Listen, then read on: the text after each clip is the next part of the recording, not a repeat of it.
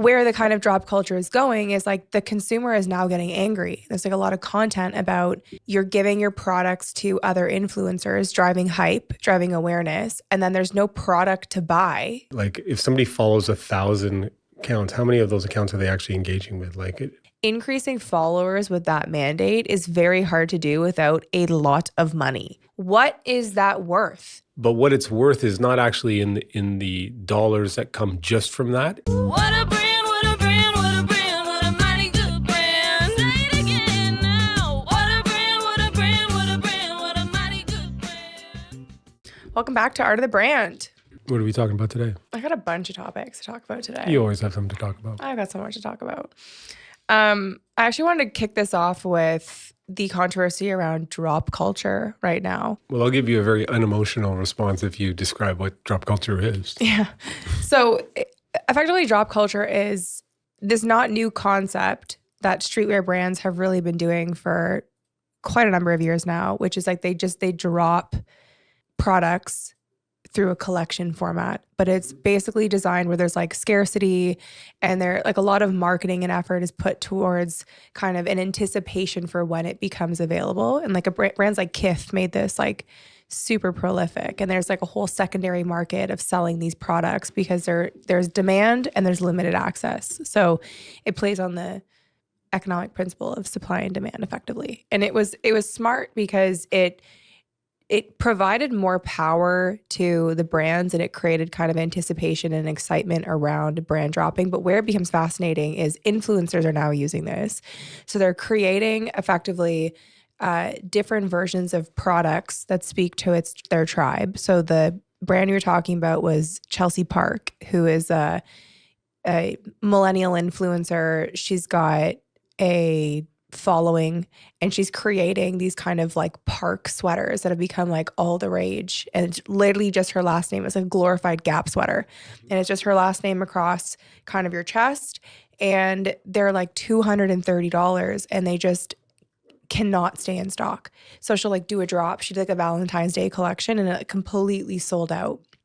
And where the kind of drop culture is going is like the consumer is now getting angry. There's like a lot of content about you're giving your products to other influencers, driving hype, driving awareness, and then there's no product to buy because like, you've driven interest, but then there's no access to the product because it goes so quickly. And where the consumer is frustrated and vocalizing their frustration is like, why are you giving it to other influencers if like I can't even buy the product? Like, why don't you save more product for your actual customer is the frustration point. Like if the consumer came to me for a consult, I would kind of say, physician, heal thyself. Your response shouldn't be to get angry. Your response should be like, why the frick do I want this stuff?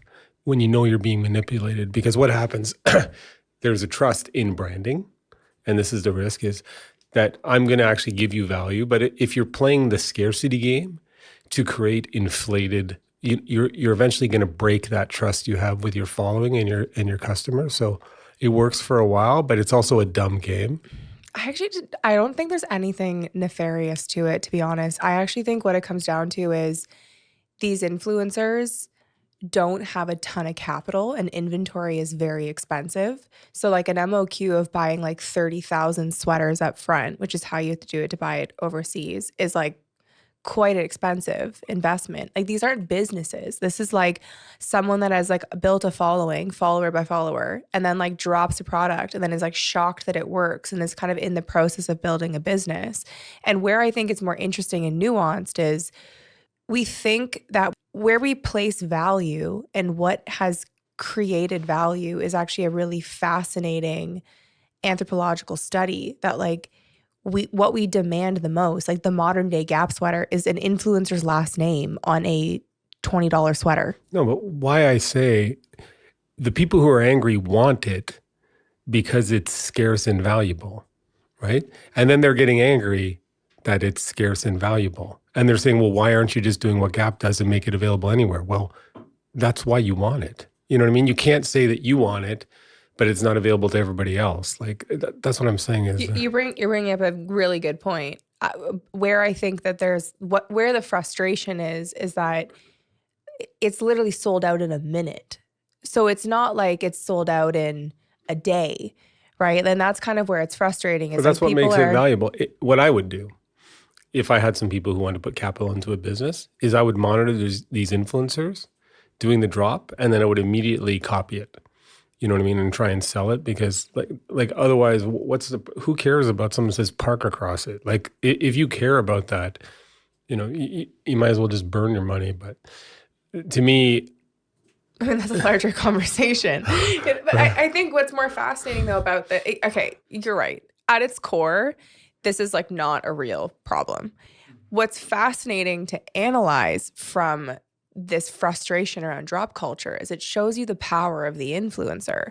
And I don't think that the average business owner that's feeling hung up to not wanting to create content realizes and understands that like, we're truly living in the age of wanting to only follow authentic people. Like why these women can sell these sweaters that are literally worth nothing is because people want to buy into and showcase that they follow authentic people. can I take a step back for our business listeners and even people who are supporting them? We had talked about it. I wanted to dig deeper into the word influencer. Yeah. And I think too many people they struggle, as we've talked about, because they're comparing themselves to influencers who have millions, right? But if you're a business, you need to become an influencer in your market. Yeah. And you only can become an influencer in your market if you have a voice that can be heard.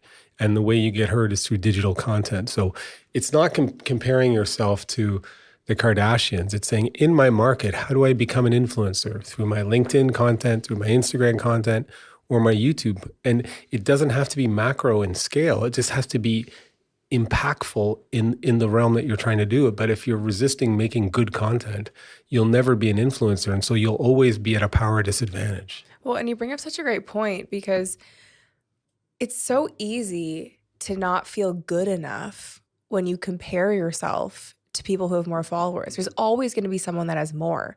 And that's not the benchmark for deciding whether or not you continue to invest in yourself, because we live in a world where we buy and we consume information on the cell phone. We got a perfect example. Your sister, who we love dearly, has been someone who's been really apprehensive to create content about herself. And she's in the insurance world, and we called her the insurance mom. And we've been really pushing her to create content, and she has been, but very much at her own comfort level, so she's been pushing herself more than the average person because there's nobody else on TikTok that is creating content in insurance in Ontario, but she's still not doing it every day or really investing in it. And we were together this weekend, and she literally in real time got an email from the Globe and Mail and got a national, one of the top national newspapers in Canada, huge, and got a national interview. And it was funny because we were like talking about her and I follow her video came up on my TikTok page, and I went and clicked on her page, and she has 60 followers, like 60 followers. And she's getting national interviews because it doesn't matter, to your point, whether you have 1 million followers or 1,000 followers. It's relative to the quality of who's following you. And it's also no longer about followers. And I don't think people understand this enough. Like the algorithms, the social media algorithms are wanting to become more similar to search platforms, search engines. So it's highly searchable content, even without hashtags. If your content is using the right keywords and it is focusing on a query-based question, helping someone who's in search for what you specialize in or what you do, you're going to be found. Now, if you're in more saturated industries like digital marketing, there's everyone and their mother can create content on digital marketing because our job is digital.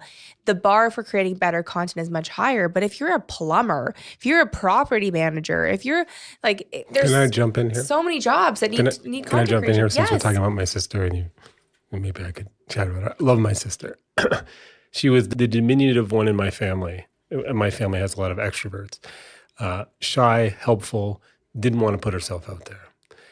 The fact that she decided to put herself out there was very meaningful to both of us, I think, because we knew she was a wonderful human. And as you said, the people who are the nicest and best servants to their clients often are the least inclined to make content. But I know that if anybody had an insurance issue and they went to Ashley, they would get the best, most honest service imaginable. So I made it my mission to convince her to make content. And then she did. And it was just joyous to see herself go through a transformation.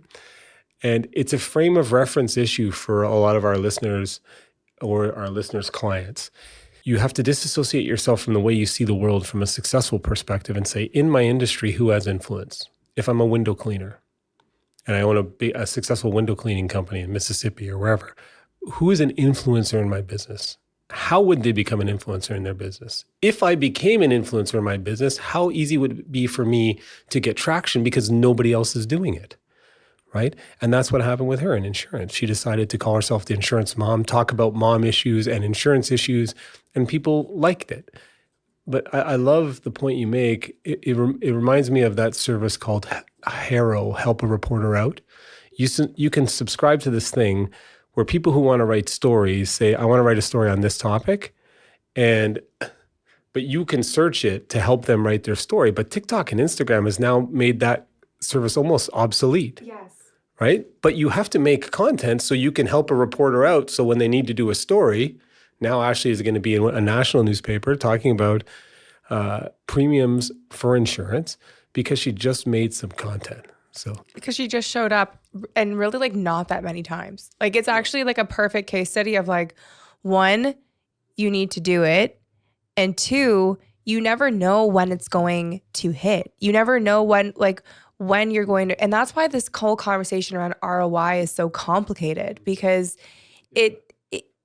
what is, on one hand, what is the Globe and Mail interview worth? Well, for her, it might result in 3 to 4 calls that she might not have otherwise got. Maybe you attribute that value. But what value do you attribute to that feeling? When I watched her be overcome with, she thought it was a spam email. She thought it was fake. She had us like triple confirm that it was real. She didn't believe somebody would take her seriously. Like Yes. it was such a beautiful moment. My parents were there too. And Her we could just children were celebrate. there. Everyone was so proud of her. We made a whole moment out of it. What is that worth? We're aligned in the same way because what I was thinking, what is it worth is it's worth something to your own enjoyment of life.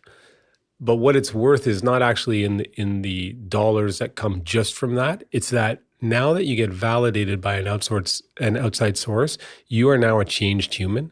I call it the FU confidence. And so now you can go to the next level. And that next level is where the value is. But you don't get there unless until you get do the this uncomfortable. stuff. And that, okay, I love that breakthrough that we just had because it's so much to unpack. That was an amazing point. Right now I'm reading a book called Transcend. I don't know, I forgot the name of the author, but it's effectively kind of like re-looking at Maslow's hierarchy of needs and how self-actualization was misinterpreted. Funny enough, actually, because in the 60s, there was such a move in like business consulting for triangular concepts. Like they liked simple visuals that like allowed like management consultants to come in and like streamline. Maslow's like hierarchy of needs was never actually a pyramid. That was actually like a management consultant, like a McKinsey came in the 60s and like turned it into a pyramid. And the whole concept of like what Maslow's hierarchy of needs is a non-complete picture, an incomplete picture. And where he goes on to say is, I meant to bring in the book today. I got to bring it next week. But there's like 13 kind of like true self-actualization, almost principles that you need to have in order to have like a life of fulfillment and enjoyment. And what's interesting is that it's not rooted fundamentally in pleasure. It's actually rooted in things that are more like what we're talking about. These like transcendent opportunities that are difficult to quantify by way of like monetary value alone. Like, what is it worth to be rewarded in a way that you weren't expecting by doing something that was uncomfortable and like pushing past your own comfort levels to become more powerful, more confident, and a better role model for your children. Like it's kind of it's more esoteric, but when you talk about like, what are you doing this all for? It's like, sure, it's like paying your mortgage, but if you're listening to this podcast and you care about the brand, like there's something more to it. Let me try to unpack that a bit so it's digestible. ROI, when you look at business, short-term and long-term, is one thing. But when you are the business, you're an accountant, a lawyer, a doctor, an insurance broker, ROI has to be measured in terms of, is this helping you get to the next level? And so by doing something, the value is it helps you to level up.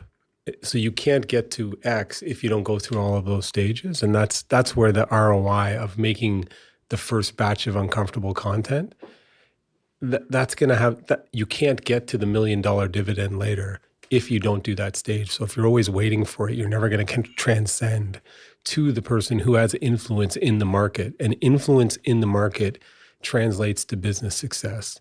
And I think what we've unpacked here, some self-esteem success. Because you've actually done something that you're uncomfortable doing. You've held yourself back, hoping just that if you just do your work the best, everybody will find you, whether you're a bookkeeper or a doctor. But even to what you're saying too, it's like one of the visuals that this author gives in the book is he says that it's instead of it being a pyramid, it's actually more like a ship. So you've got kind of the bow that, and like each kind of plank is the base. And then you have kind of a triangle on top that's more of the sail. And like together, that's how you build up to kind of getting to the true like self-actualization. But to your point, it's like when you first start creating content or doing marketing, the short-term need is paying bills. You know, like that's kind of, but then when you talk about these like leveling up these different stages, that's been our process and our journey, right? Because when we started doing this, it was in an effort to almost be future proof, you know, make sure that you constantly had kind of business coming in. But then as we've gone through this and the opportunities that have presented us, it's no longer about business. It's about how are we designing our life? Sure.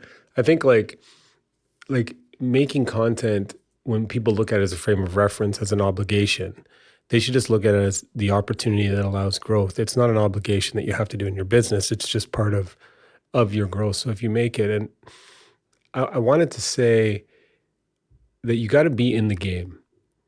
And in a digital world, if you're not making content, you're not in the game, right? If you're just making obligatory swipe throughs or things that don't allow people to engage with you, you're not in the game. And when you're in the game, the beauty of the game in the digital world and how far the network goes is you don't know the opportunities that you missed because you didn't have a hook like bait in the water.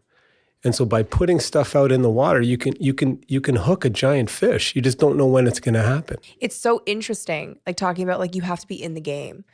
And that is really what I want today's theme of the podcast to be. It's funny you brought that up because those are kind of all the topics that I've strung together is what does it mean to be in the game?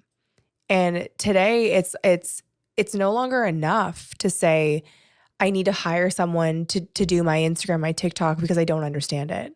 Or it's like no longer enough to be asking people to like write your topics or your scripts. Like I got one of our older clients being like, yeah, I got like a script writer for me and she's writing all my videos. Like you're not in the game if you're outsourcing all of it and you're like feigning, you know, I'm not technologically advanced. I can't do this because if we're moving more in that direction with AI, where does that leave you? Well, I think it emphasizes that there's never been a more important time to build a personal brand. You don't build a personal brand reading somebody else's scripts. You're just an actor. But in a world where AI is now creating avatars that I think a large proportion of the content that people are consuming are actually AI avatars talking about fake stories. You won't believe me, the story of working on a yacht. Like I've seen all of these things. They're all AI generated. So it's never been more important to have a personal relationship with people. Yeah. So you have to be personally accessible. People have to get to know you. That is going to be incredibly valuable to have that personal connection in an AI world. So you need to start making this content yesterday. Yeah, and it's also, it really comes down to being authentic, which is like a strong tie back to kind of this like whole, like the influencers and how powerful they are. And really to summarize where the digital world right now, it's what's successful is what's authentic. And talking about getting people to shoot your TikTok content or running your socials or writing your scripts or why big brands can't compete with these influencer run brands. It all comes down to authenticity. Like there's such an opportunity cost to your content may be good if you're putting out 3 videos per week, but what are you losing compared to the 3 other creators that are handwriting their concept, that are writing books, that are developing? And maybe it's not measurable in one month or 3 quarters, but it's being in the game and developing those skills. I remember a quote. I can't remember where I got it, but being successful is easy. It's just doing what other people aren't doing, right? Which is generally the hard things. And I struggled with that because one of my resolutions is I wanted to do a video every day, just a short video every day. And really, what does it take? 10 minutes if I do a 2-minute video with the editing, get it like, but I don't do it because I always feel there's other stuff that's more important. There's something psychologically in a lot of us that just devalues it because it's easier to go to an email. Like there's kind of a level of introspection in that half hour it takes to make a 2 to 3 minute video where you're judging yourself. It's just uncomfortable. And I found that I was minimizing it, saying I could do other stuff or I don't want to be. It's so weird. But people who are successful do what other people don't. They get up at 5 a.m. in the morning. They eat healthy. They work out. They do the things that other people find excuses not to do. And I think in today's world, this digital content is so good. It's so funny. That was literally the conversation I had yesterday with a client. And he was like, we were talking about this whole conversation. And I'm like, you don't do it because it's hard. He's like, I haven't created content because I got no excuse for it. He's like, I've just been lazy. And I'm like, well, it's because it's hard. And he goes, yeah, but he goes like, what's hard to me is like that when I get my ass kicked every morning at the workout that I do at 6 a.m. in the morning and I'm like walking there by foot at 5:45. He's like, that's hard. He's like, turning on the camera for me isn't hard. And I'm like, but it's like, it's hard in a different way because it's like easy to say tomorrow and to go back to that 4 matrix system from 7 Habits of Highly Effective People, Stephen Covey. You introduced this to me because I read the book and I never found the 4 quadrant matrix as applicable until you tweaked it. So let me pass the torch for you to explain it because I think that's a perfect segue. Well, just into the non-urgent but important element. Like what I would do is if the guy says what's hard is explain the matrix. Like what is the 4 boxes? There are the things that you have to do which are urgent and important, often considered crises. Look, we've got something that has to move today. I have to do this today. I got a deadline. That's what most businesses are working on, right? There's urgent and not important. Urgent and not important to most humans is like a phone call. Most people feel like they have to pick up a phone call. It seems urgent, but it's not really important. But it's urgent and there's a lot of those things that distract us from our work. Then there's not urgent and not important, and that's just like screwing off on Facebook or doing something that you don't have to be doing. Unfortunately, too many business people are dealing with crises, reacting to things that are urgent but not important, or wasting time. But the one thing that gets neglected the most are the important and not urgent things. Those are the things that are game changers. If you focus on those things, you'll have way less crises. You'll have way more happiness in your life.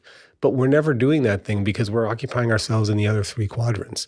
But making content would be not urgent, but very important for your business growth. Yes. So, and there's a lot of things like doing a business plan, like sitting down and having a strategy meeting. But content is in that quadrant, but that quadrant has the most impact on your future success. But many of us don't do enough of that quadrant because we're dealing with crises and stupid things other people are forcing on us. And the whole point of what Stephen Covey says is that when you're constantly in crisis mode, everything perpetually goes into crisis mode because you're not set up for that future proofing. You're not organized. You're not doing kind of that like behind the scene foundational work that sets you up. Working on your business. Yes, versus in your business. But where did we get here? Because we were talking about doing difficult things. Oh yeah. And okay, perfect. So in that conversation that I was having, it was, we can all say that we do hard things, but it's how you categorize the tasks to be done.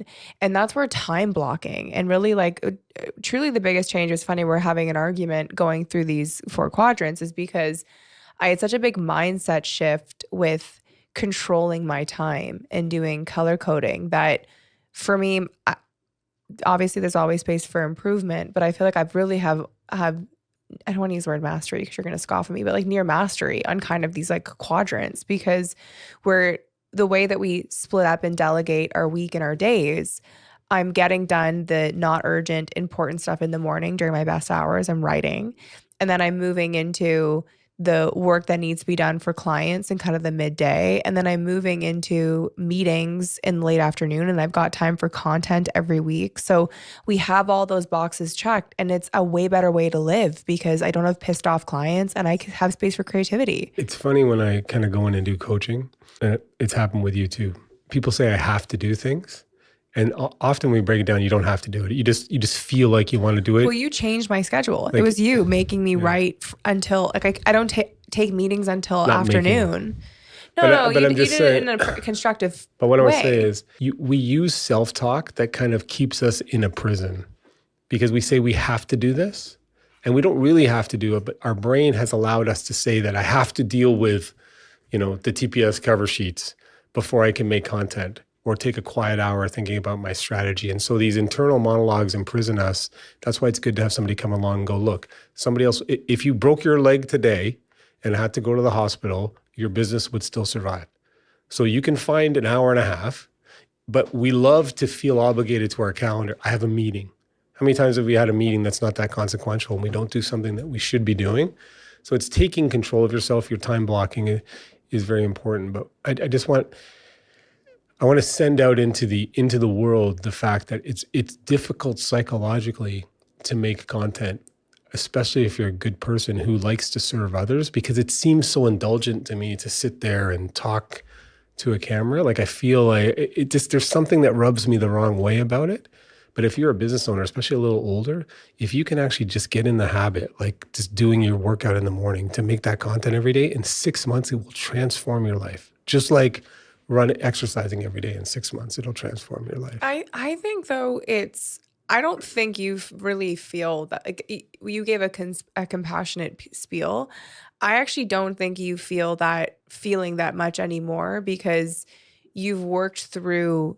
When I see you and we work through these concepts, we know that you need to go. Like you're almost doing a lot of the content that you're consuming. You're working through the way for you to communicate it outwards, because what you've learned and realized is that these conversations that you have with me or that you would have one-on-one at a coffee are now conversations you're having with thousands of people on the internet. And it's been a great joy of life. Where the friction comes is really in the beginning until you have that moment like Ashley had where you level up, you get to that next level. And it's like when you're in that, you feel like that echo chamber of being alone where you're like, 300 people saw this or 20 people saw this. This is so embarrassing. Like that shame for humble people is hard because they're not used to taking, like the taking of people's attention, the taking of eyeballs. They often just want to kind of give other people light. And it's hard to do that when the video is like all about you.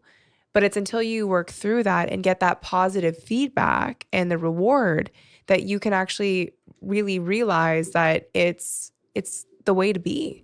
Yeah, I don't know if it's totally relevant, but I had a general once who's well known. I won't mention his name in the U.S., but he pulled me aside and he goes, "Miller, leadership is lonely, right? You're not going to have camaraderie when you're in charge, but we're kind of schooled that we want to have camaraderie, which means doing what everybody else is doing. Yeah.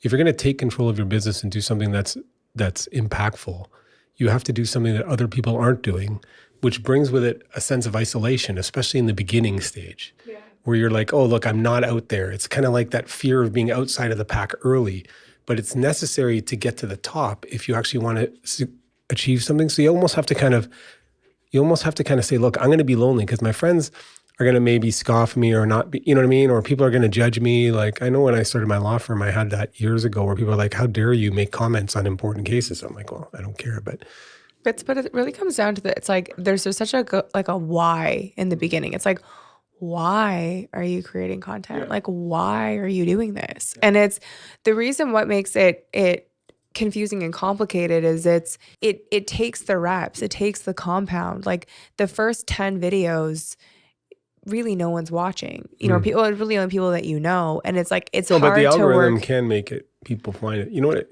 Yes, but it's hard to work through, right? Because you can't see where it's going to go.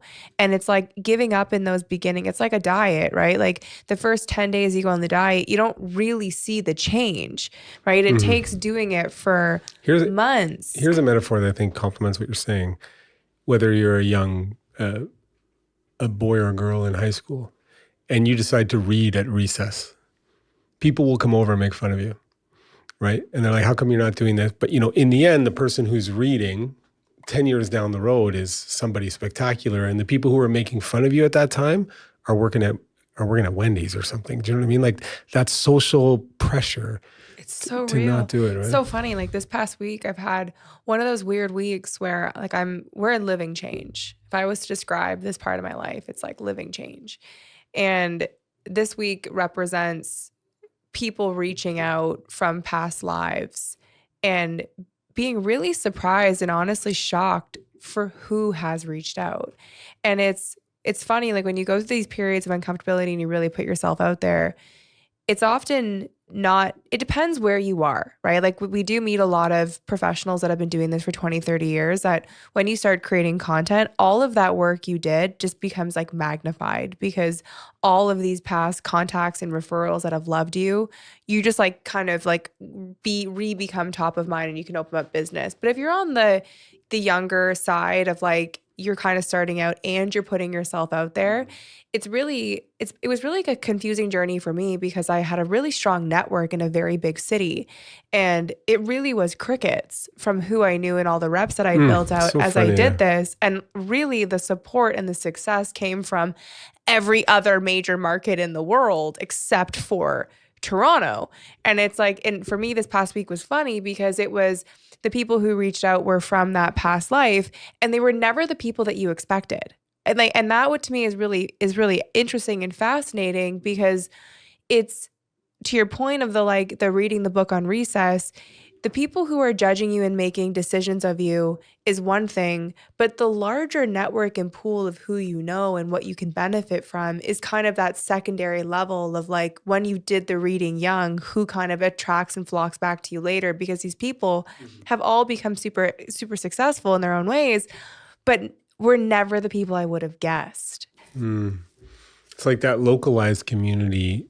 I told this to my son the other day, like, there are always going to be friends who want you to stay in their group because you add to their group. Yeah. And if you grow out of it, they don't want to grow with you. They're like, no, just come and watch football all day and drink beer and get fat. It's like, well, no, I want to go work out and study or do something. Like there's just always people trying to pull you to stay where you are. And it's usually a localized community. Yeah. Once you break out of it, you find a whole new cadre of friends who are supportive and influence. It's been something I've been working through for years because it's innately confusing that, but there's the kind of like the ground floor viewpoint where these people that you liked and you thought were your people don't really support or understand what your vision is to do. And you can't expect them to, right? Because for the most part, they're doing much of the same. Like their lives have stayed really kind of stagnant and like to have bigger views and bigger visions is harder to comprehend.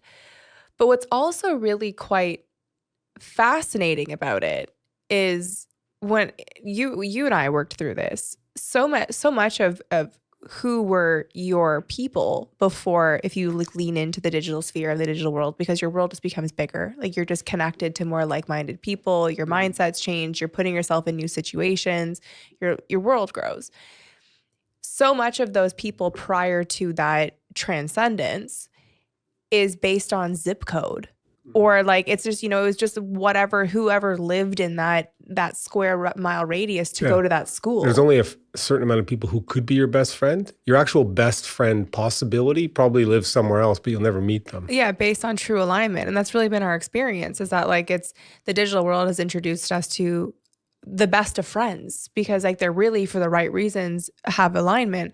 But what's been a really interesting growing point for me that I've shared with you is the loose tie phenomenon.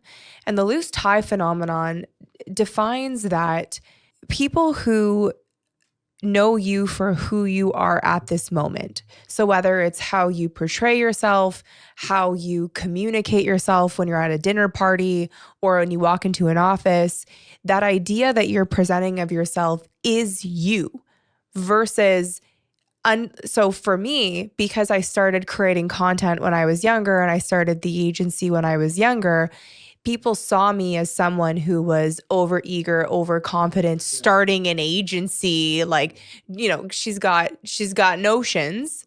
And for that reason, feel less inclined to support you because they understand a different version of you or they saw your come up versus people meeting you as you are in this moment. They only can know you based on your credibility and how you present yourself. So what makes the loose tie phenomenon so fascinating and what's really supercharged us is instead of trying to convince people who didn't want me to change or didn't like the change, being introduced to people that didn't know any other version of me than who I am right now has been the greatest transformation of mindset and success because it doesn't allow past notions of you to hold you back.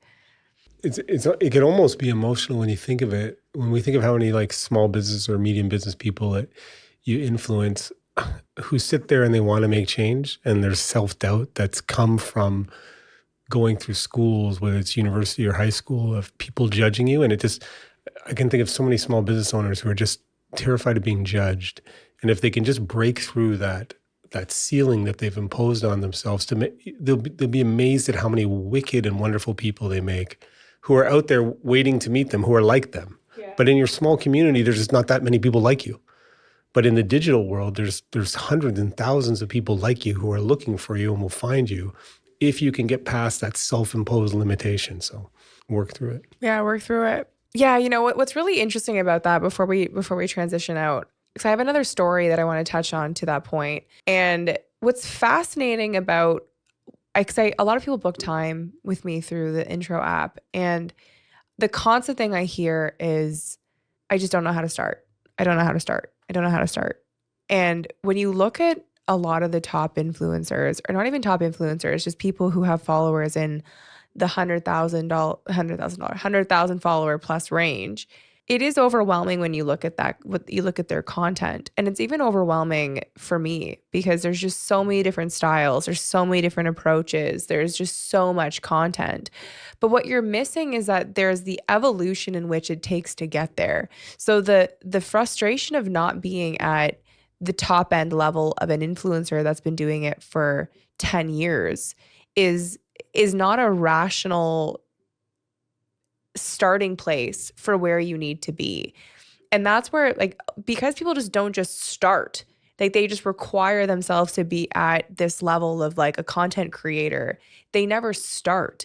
And that was, like, I would say even a part of our journey, which has been the most interesting, because like we help people do it and it's easy to give someone advice, but actually doing it in your own, it's like, as long as you're in the game, as long as you're starting and you're like showing up and you've got to focus on winning, you will constantly evolve and iterate to create better content and to find your style and your niche.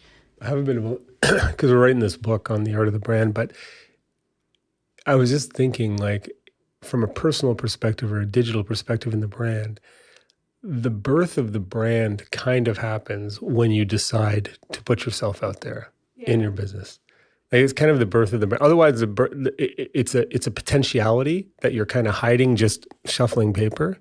But the birth of your actual brand, your personal brand, is when you put yourself out there and you make content. And now people get to know you and they get to know your principles. And now that momentum starts, and that's building a brand that you will own and your business can absorb and own, because you're actually putting yourself out there so people can get to know you.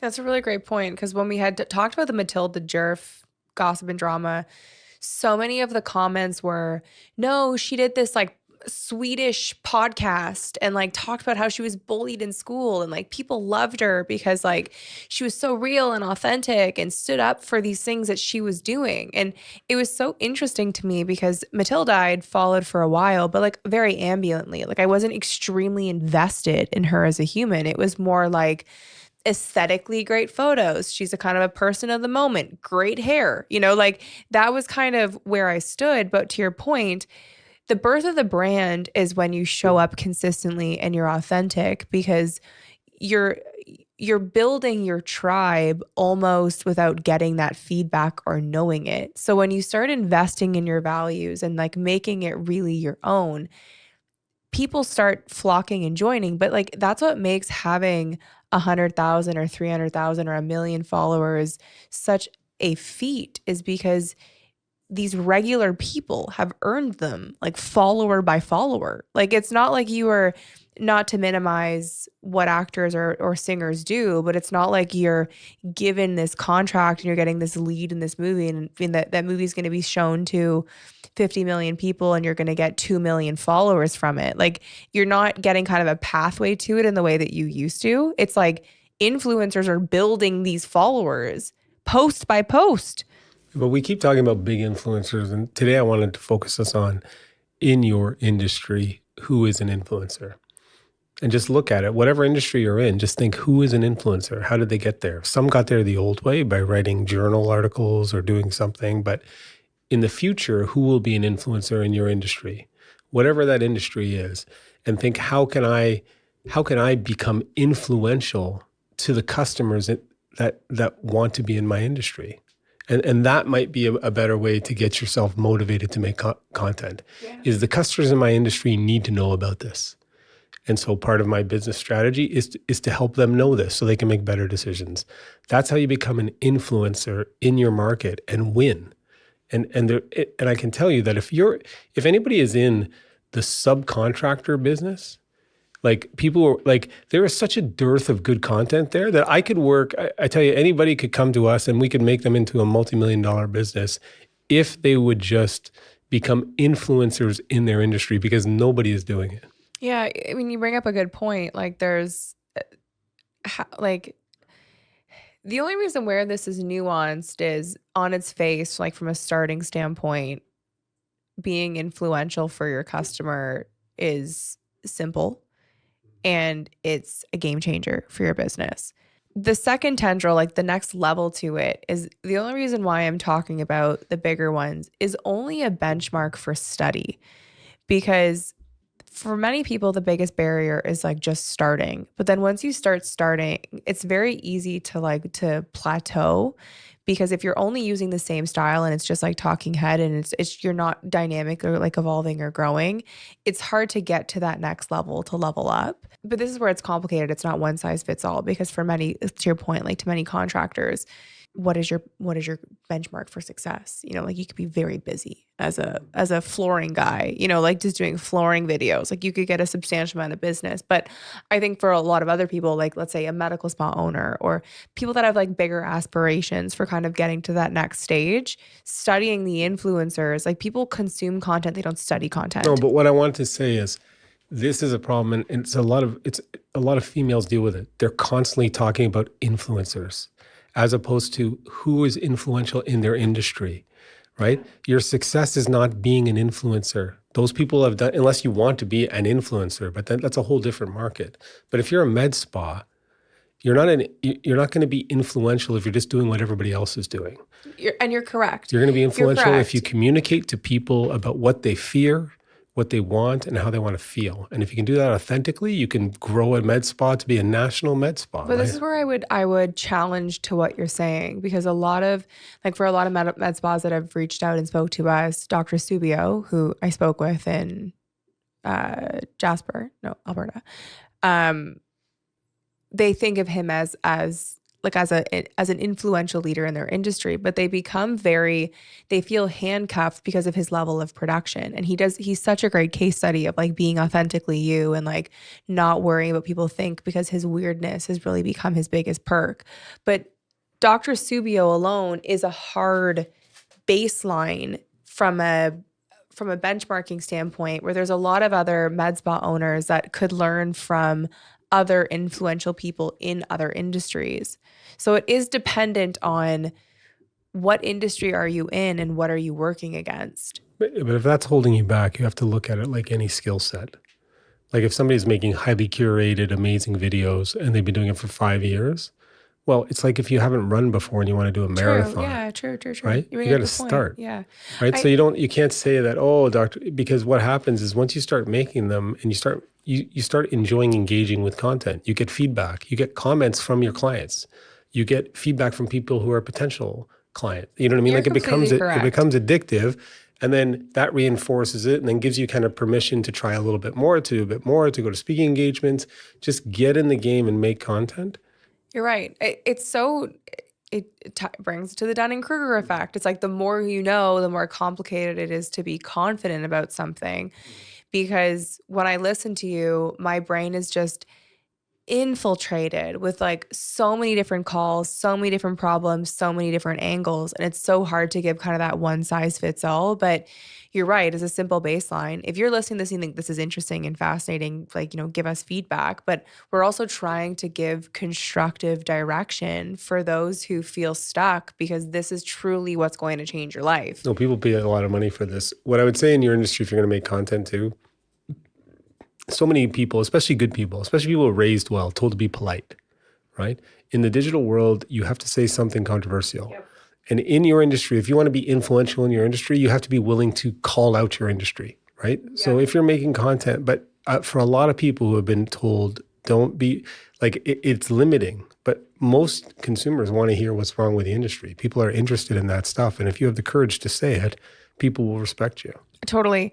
And it's funny, it ties to the topic we made last week that I got so much feedback on about followers, and how having a benchmark of followers is quite literally the worst benchmark that you can be given. And it's what so many like CEOs and C-suite teams are telling their marketing team is like, we want to see follower growth because that's what the shareholders care about. Or if you run a marketing agency and like the person who's paying the bill, like they want to see measurable increase for their dollars. And it's such a broken metric because for so many industries and so many businesses, especially the boring industries, like we have a client in insurance, like how are we really growing insurance followers on Instagram? Like the reality is they're doing so much traditional, so much TV, so much radio.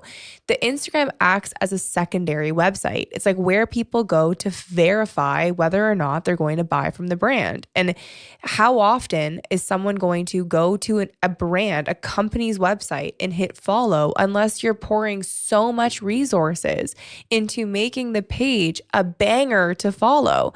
And we're working with a huge company right now, a brand that you would know.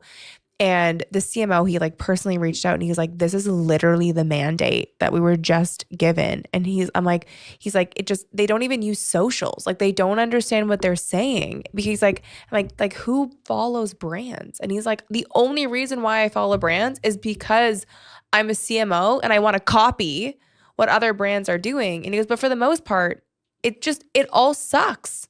Well, there's a million brands out there. Like you have to just look at how many people can a citizen follow. Like there's a limit. Like if somebody follows 1,000 accounts, how many of those accounts are they actually engaging with? Like that whole follower metric isn't, a precursor to engagement in a way, because our time is so limited that it's the wrong metric to change. It is. And it's like, I wanted to also send it too, because it's if that's your benchmark, you have to be prepared to spend a lot of money to generate those follower counts. It's different if you're someone providing value. So if you own your own business, if you're like a service provider or you own a product and you're investing in like a personal brand and creating content, that's a different box because that can generate followers. But if you're a faceless brand that's just like effectively using social media to sell, increasing followers with that mandate is very hard to do without a lot of money. Yeah, or fudging the numbers. Or buying followers. Yeah, right? Literally 100%. But I said to you, keeping followers in context, like your followers are business owners or professional marketers.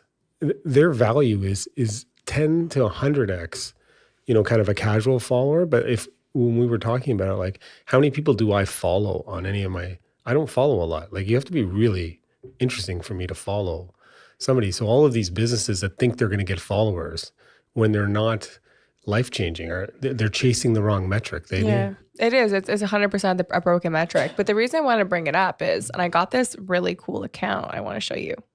this video. It's so cool. So this company, they're called Rosé Company, created a fake club called the Rochambeau Club. And it's like insane. They created this whole fake website. There's a beautiful logo. They have an entire Instagram page. On the website, it shows like the menu. It's like the hours of operation. It talks about real member stories on the socials. It's like, That sounds like it should be in our hot and not segment. it is a total hot. Yes. Are we in our hot and not segment now? I guess we can I just, move into you know, that. I want to, as a military guy, I wouldn't mind staying to our format there. If you don't mind, they're well- creative. All right, we'll see. Okay, cool. So, I mean, this is definitely kicks it off, and it's a hot. But where I'm going with this is, it's generating followers and buzz because it's genuinely creating a reason to follow them, right? Like every post is done to a point where it's like mind blowing that it doesn't exist, and the fact that it doesn't exist is. It's just so good. So the reason these two guys, they created, it's a rosé brand, but they had no heritage. There was no story behind the rosé. There was no reason to buy it. And alcohol is such a saturated industry that requires so much money to break through. So they took a completely different, ridiculous approach, and it's working because they created a story by not having a story. So that, to my point on the follower growth piece, is a hot, because if you're going to want to grow followers, like you actually have to like really work and give people a reason. And they're spending a lot of resources to craft this Instagram page that doesn't exist. So for the hard to do when you're starting off, but the advice I would give to somebody starting off in your industry is No, they have no budget. They did this totally on their own. They're using they've scoured the internet for like stock images, and they've like constructed this all on socials. It's not a budget thing. It's a time resource thing, but it's purely strategy. Yeah, no, it's great strategy. But I'm saying for people who are out there trying to figure out, like one of the things that is, there's a British phrase, take the piss out of yourself, meaning be self-deprecating. We're taught that we kind of work hard so we think we can get to a spot where everybody will respect and validate us. But in your industry, being able to kind of make fun of yourself, like Dr. Subio did that beautifully. Yeah, Talk Daddy. There's a great video of what people think my life is like as a business owner, and the guy strolls in. But then there's another video of this is what my life is really like, and he's like carrying 20 bags, you know, totally overwhelmed. Like those types of authentic messages to your market lets people know you're a human and gets to know you. So you can take the piss out of yourself, but you can also create stories. I saw the great one on coffee, where they just kind of once a week do a fake conversation at the coffee shop with a customer and kind of make fun of people and interactions there. Like it just makes people like you and look forward to hearing what you're saying. Like try to lean into that in your business. Yes. And now on the hot or not, let's talk about the chilled face roller. So Coors Light came Is this out. hot or not? It's hot or not? No, but is the Coors face roller? Well, I think that we're split on this. Okay, let's go. So Coors Light came out with effectively like a plastic piece that clips around a Coors Light can that should be cold, and then it effectively allows it to roll it on your face for like depuffing, because like ice rollers are a thing for women right now on the internet. So Coors Light came out of this. Your daughter said this to you. You were like instantly jazzed up. You're like, oh my God, this is for hot or not. Like this is a total hot. And then I looked at you, I'm like, this is to me a total not. Like, because to me it goes to not understanding who your core customer is and just doing things for like a quick hit opposed to like building your brand. Can I jump in? Please. I think it's hot. One, if you understand the Coors Light brand, one of their number one branding themes was cold. That's why they had the mountains, yeah. which I always believe you can make that into a paint. If you could have a color go darker when it's cold, it would absorb more light. But that's just an aside. Business model, if anybody is in the painting or chemical engineering thing, I think there's something there for energy saving. But because they always had the theme of cold, what I would do, other than the picture of the female with the Coors ice roller, I would make fun of it and have men using the ice roller with a Coors Light can. You know what I mean? Because a lot of dudes see their women doing these kind of skinny confidential ice rollers, but make one kind of for men, which is bulky, big, and you kind of ice roll your face and then drink it. Like you could make it into, so I think they were onto something. I think they should transition it into men. but I think that's people grab a irrelevant. beer, people grab a beer when they're hot and put it on their face, right? But okay, I think those are relevant credentials to consider for whether it's hot or if it's not. And I think that it being the wrong model, I think them not using like them only using female influencers that wouldn't use the product. Maybe they do because it's low calorie beer. No, but it's But it's not really, it's not complemented by anything else that makes it into their market type of beer, right? I agree with you. I think that if they had used the concept for a TV commercial and it be like a woman in the bathroom and the guy being like, you know, we care too about our self-care, but we want to make it more effective. Yeah. And you like, she walks in on her husband, like ice rolling with the Coors Light and clicks it open and drinks it without it exploding because now it's been rolled all over your face. But that would be a hot. But I think the way that they did it, it's like they were trying to go viral again in a segment that's not really their target customer. My favorite part of this is the viewer feedback. Who's right here? Hot or not? Let us know. Let us know. I would say number 3, I've got another hot or not. I have one when you're done too. Okay, you go first because I'm finding mine.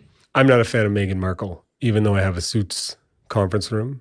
Ooh, in my office. We're hitting the Markle. So I've got all the Harvey Specter stuff in one of my offices, but I'm not a big fan of Meghan Markle because I think she's a little bit self-obsessed, but she launched her new brand, American Riviera Orchard. I don't know if you heard about this. It's the stupidest name. But they had partial trademark application issues and they had already sent some stuff out there and they had to cancel it. But then, so she just renamed, she apparently ignored all of her advisors and then on the spot renamed it As Ever. So now her beauty brand is called As Ever. And there's brand confusion out there and people are just ripping her apart for not knowing what she's doing. I actually like As Ever better as a beauty brand name.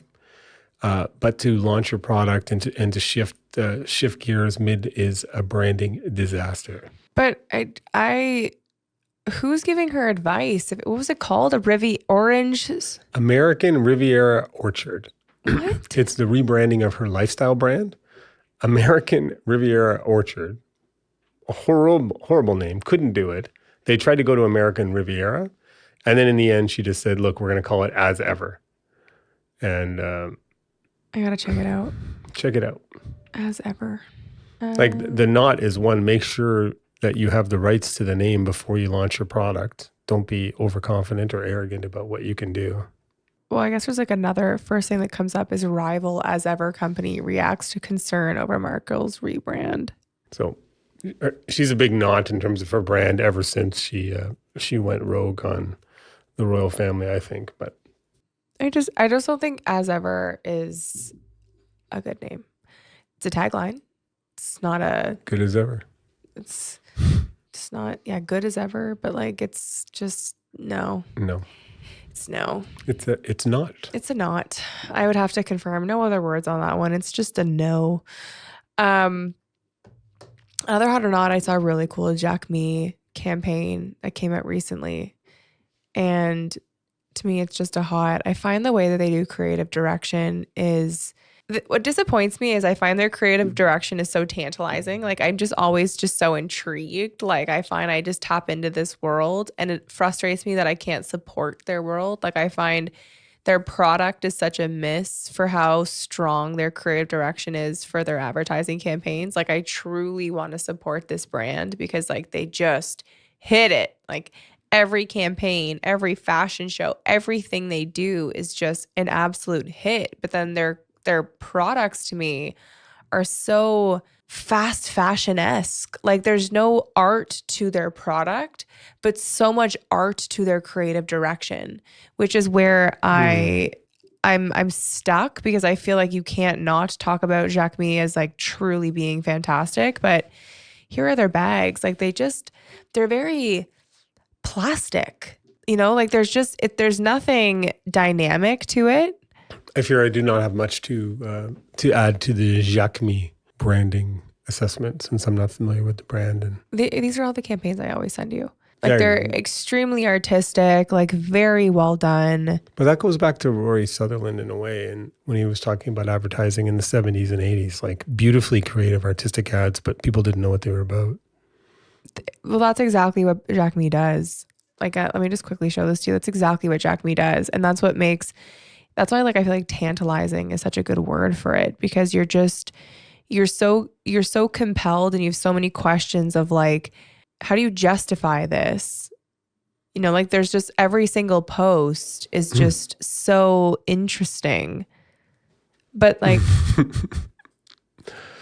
Very interesting, but I don't know how it's speaking to their target market. I don't know who their target market is. This looks like very kind of almost conservative bag. You know what I mean? Like a staple black well, the bag. ones that, I mean, the algorithm knows me. Like it showed you the most Jackie Kennedy of the options, Yes. but like they're kind of, That was, that's what I was going to say. Look, yeah, no, I wouldn't call their brand though overall Jackie Kennedy-esque. Like their stuff is like all super, super cool. But no, it's wicked. it's wicked. But then like their stuff is just, They use colors well. they really do use colors well. But like this is like, look, like wait, you see the still? Like it's a zebra bag. Like who's buying that? I don't know. Not I. Well, So anyway, I think we could question anybody who's spending that much money on purses that are made of plastic. well, they're actually not that expensive. That's what makes them. They're $2,000.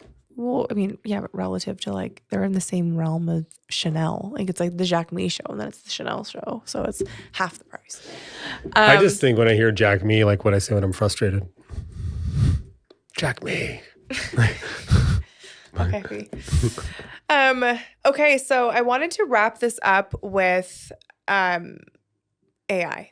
We get so many questions on AI. And so I have two things. The first, I want to talk about the best AI programs. I've shortlisted the best AI programs, and then I wanted to just give a quick lead on how to use ChatGPT and the importance of the quality of the input. So the best AI programs. Number one, ChatGPT, but you got to pay for the pro. And I would actually really push you to pay for the enterprise business. It's $200 per month, but if you're using it accurately, it is worth every single dollar because you can use files. So you can organize different topics, different clients, different whatever you're working on into different project files so that it's more organized, because the basic on the old ChatGPT was all of your inputs like randomly along the side.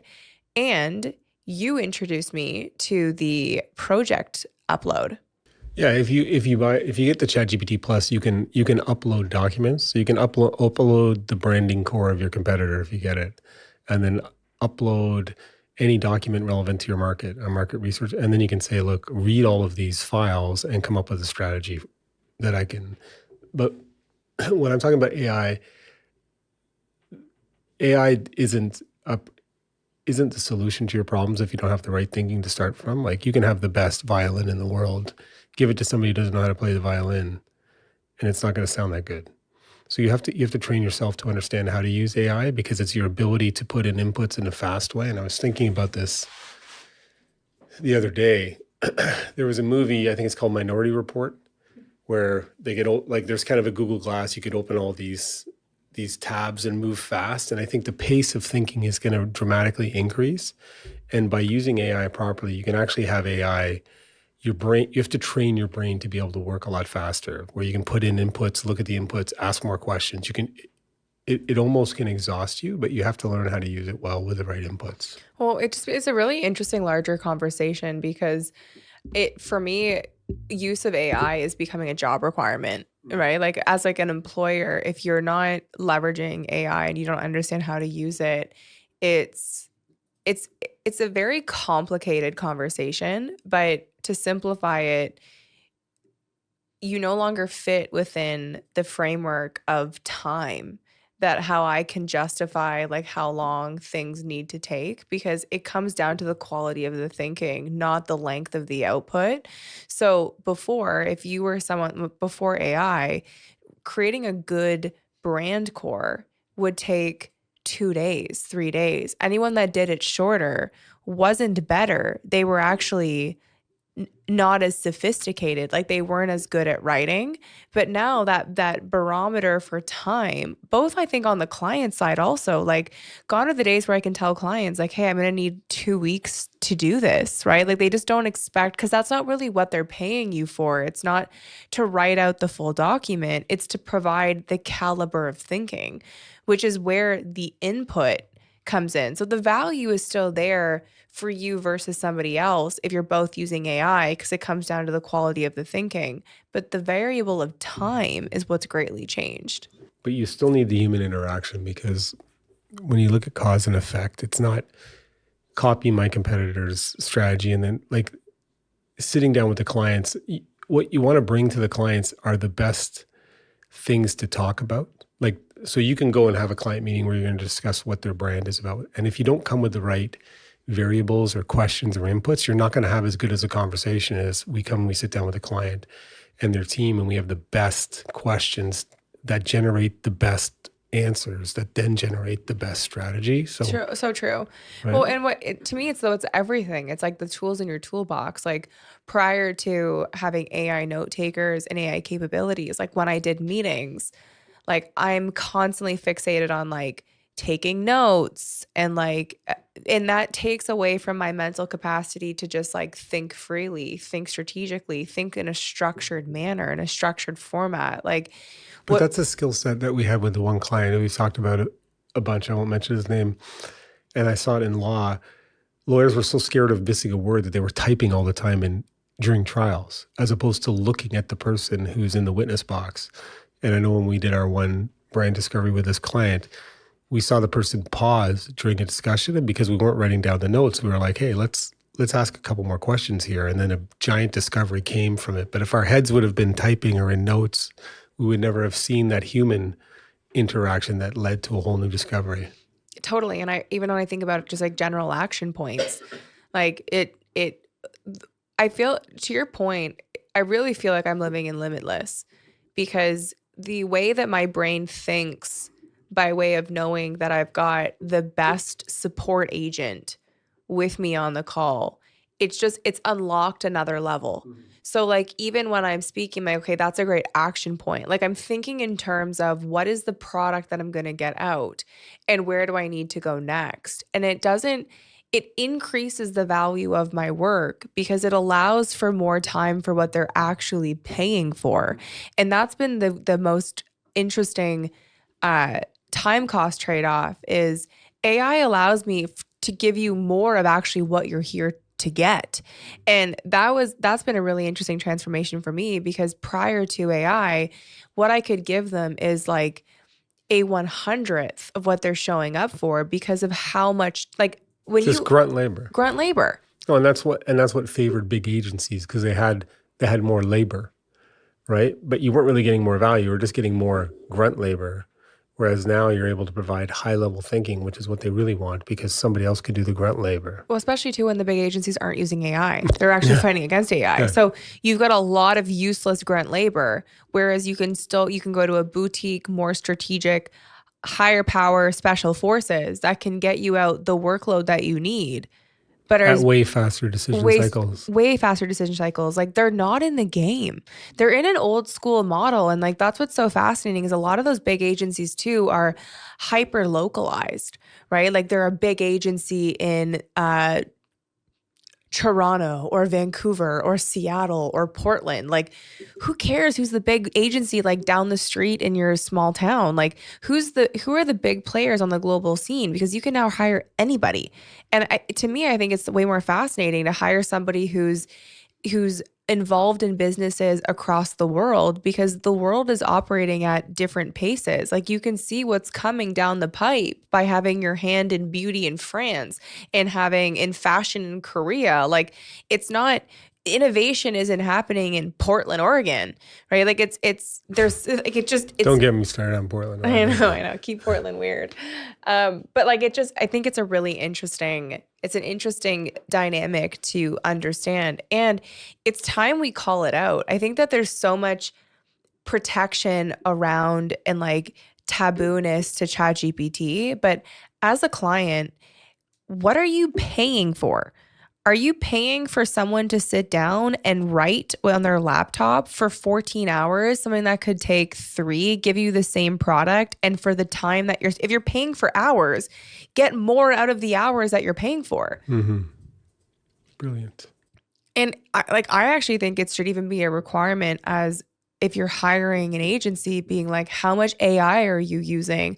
Because much of what you're being quoted is on grunt work, human labor. So if you're getting these massive quotes for socials and web design, like shop around and make sure you're using someone that's leveraging AI. However, AI can also be scary if you're using someone that is cheap and not intellectual, because it comes down to the quality of the input. Like the thing that's interesting about AI is that it's not emotional. It's not a human.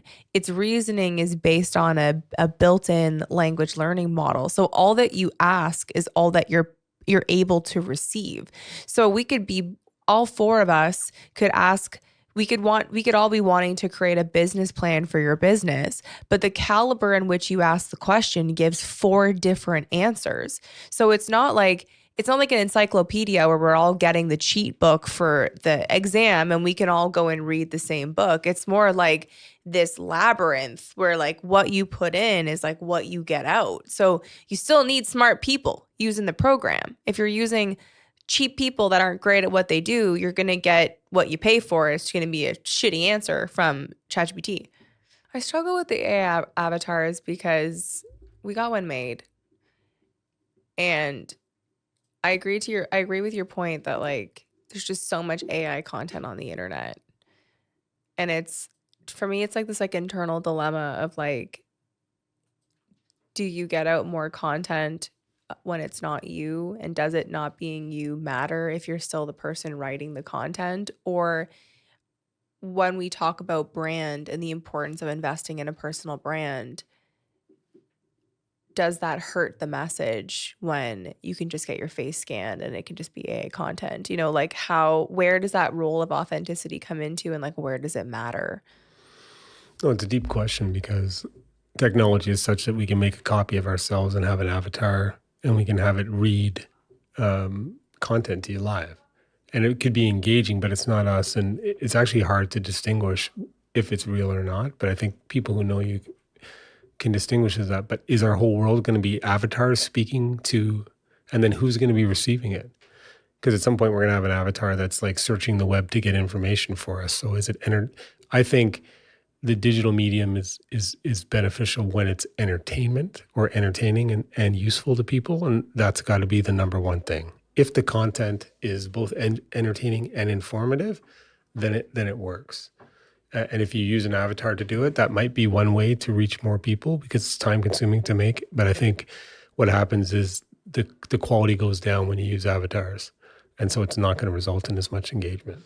Well, especially too, like when I'm just feeding, like I find what's been successful for us is it not being perfect, right? And it's being able to respond to, even if you don't say something, like your body language, you know, and like just feeding a script in. It's been something I've like really struggled with posting because I feel like it goes against where I feel is like at the core is like authenticity in the relationship that you build. And, you know, like, is it worth it to break that relationship of trust and authenticity for the sake of, you know, growth alone? But then the question becomes more, you know, as you grow larger and larger through this game, if the game becomes you need to do more content, and then the question, you know, is if you can't afford to not be a full-time content creator yet, do you give that trade-off to get to where you want to go? Like, it's just, it's complicated.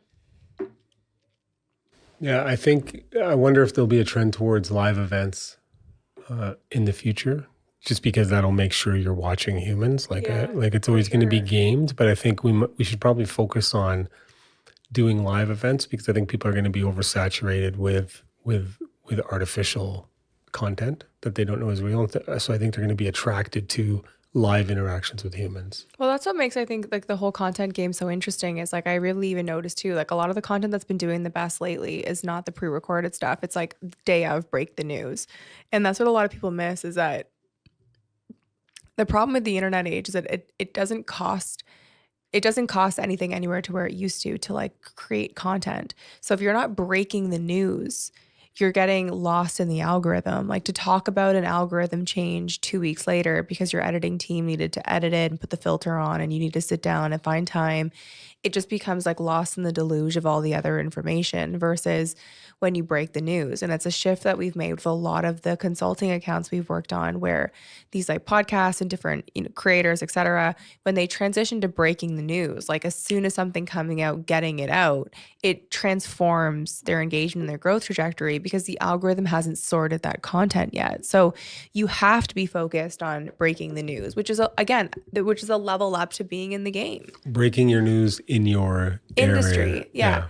No, so not breaking the news. When I say break the news, it's whatever is relevant to your industry. So if you're a medical spa owner, breaking the news can be talking about new technology that's coming forward, what the FDA just approved, things that are happening within like overall policy or within the government that's relevant, like giving them speaking notes. And that's where when I talk about looking at other influencers, like the All In podcast is a perfect example. Like it's not perfect every week, but they're breaking the news, right? Like they're giving live feedback, updates, and insights to relevant things, but it's within that sphere. So to go back to the breaking the news concept, in order to ensure you're breaking the news relevant to your customer, you need to have brand pillars, which is your purpose, your position, your personality, and your perception. You need to know very clearly those 4 things for your brand and who is your ideal and target customer. What is your why? Why are you doing this? From there, what news is relevant for you to break? And then from there, like that's really how you level up. So what you're saying is do content. When we see something that's interesting, stop, make content while it's fresh because you'll forget about it. You might make a note about it, but then you're going to record a week later and then it's going to take along. If something seems like an aha to you or that may be interesting to your customer, at that moment, just stop and do a video that doesn't look perfect. People will love that because people want to eavesdrop on reality, not just watch curated content. Exactly. All right, so we'll do more. Nailed it. Till next week. Till next week, everybody. Thanks for stopping in and listening to Art of the Brand. Let us know if you think the Coors Light Ice Roller is hot or not. What a brand.